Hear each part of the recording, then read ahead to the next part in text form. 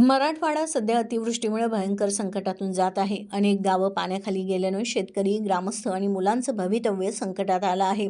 कोल्हापूर जिल्हा काँग्रेस कमिटीनं या संकटग्रस्तांसाठी मदतीचं आवाहन केलं आहे.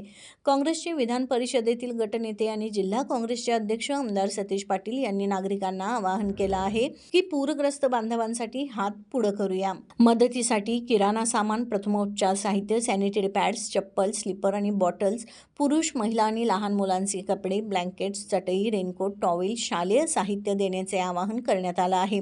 ही मदत बुधवारपासून 28 सप्टेंबरपर्यंत जिल्हा काँग्रेस कमिटीत जमा केली जाईल. 29 सप्टेंबरला ट्रकद्वारे ही मदत मराठवाड्यातील विविध पूरग्रस्त जिल्ह्यांमध्ये पाठवली जाईल.